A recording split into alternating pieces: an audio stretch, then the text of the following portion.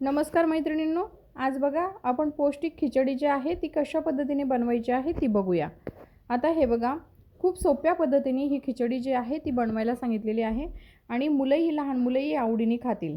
आता त्यासाठी आपण गाजर घेतलेला आहे कापून, त्या बीन्स घेतलेले आहे 1 वाटी, मटर घेतलेले आहे 1 वाटी, पालक घेतलेला आहे 1 वाटी आणि कांदा घेतलेला आहे 1 वाटी। आता हे पूर्णपणे व्यवस्थित आपल्याला कट करून धुवून आणि कट करून घेतलेलं होतं। आता एक कुकर ठेवलेला आहे गरम करण्यासाठी। त्यामध्ये आपल्याला तूप किंवा तेल जे आवडत असेल ते आपल्याला घालून घ्यायचे 2 चमचे। त्यामध्ये आपल्याला जिरे आणि मोहरीची फोडणी द्यायची आणि त्यानंतर आपल्याला यामध्ये कांदा घालून घ्यायचा आहे। आता कांदा हा चांगला कलर बदलेपर्यंत आपल्याला थोडासा परतून घ्यायचा। तो झाल्यानंतर यामध्ये आपल्याला बीन्स घालून घ्यायचे, जेणेकरून ते बीन्स जे आहे ते व्यवस्थित शिजले गेले पाहिजे। तर हे बीन्स पण आपण थोडेसे वाफळून घेऊया। आता ते पण त्यामध्ये मिक्स करून घ्यायचे आणि त्यानंतर 2 मिनिटं आपण ते चांगले वाफळून घेतलेले आहे आणि त्यानंतर ह्या सगळ्या भाज्या ज्या आहेत आपण कट केलेल्या, त्या सगळ्या भाज्या आपल्याला यामध्ये घालून घ्यायच्या। आता ह्या भाज्या याच्यामध्ये टाकल्यानंतर हे व्यवस्थित आपल्याला 5 मिनिटं व्यवस्थित परतून घ्यायचं, म्हणजे याला पण चांगलं व्यवस्थित वाफळून घ्यायचं, म्हणजे हलकंसं ते शिजलं गेलं पाहिजे। आता यामध्ये आपण अर्धा चमचा हिंग घातलेला आहे। आता हिंग पण घालून आपण त्याला व्यवस्थित परतून घेऊया। आता यामध्ये आपण काय केलेलं होतं, मूग डाळ 1 वाटी आणि दलिया 1 वाटी हे अर्धा तास आपण भिजत घातलेलं होतं, स्वच्छ धुवून आणि भिजत घालून घेतलं होतं।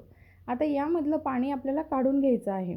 आता यामध्ये आवडीनुसार आपल्याला मसाले वापरायचे आहेत, म्हणजे आवडत असेल तरच आपण मसाले वापरणार आहोत, नाहीतर तिखट आणि हळद टाकूनच ही खिचडी आपण बनवू शकतो। यामध्ये मी काय घातलेलं आहे, अर्धा चमचा हळद, 2 चमचे लाल तिखट, धणेपूड घातलेली आहे 1 चमचा आणि गरम मसाला घरचा वापरतो तो मसाला घातलेला आहे। आता हे मूग डाळ आणि दलिया जे आपण अर्धा तास भिजत घातलेलं होतं हे यामध्ये घालून घ्यायचं आहे।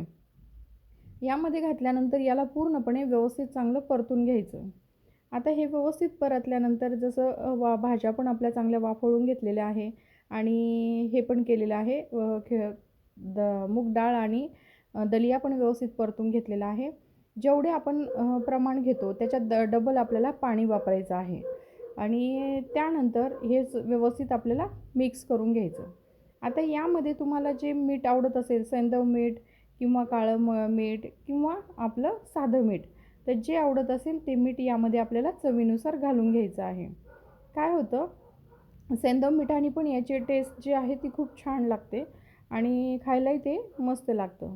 तर यामध्ये आपण आवडीनुसार चवीनुसार आपण मीठ घालणार आहोत। मीठ घालून ते व्यवस्थित आपल्याला मिक्स करून घ्यायचे।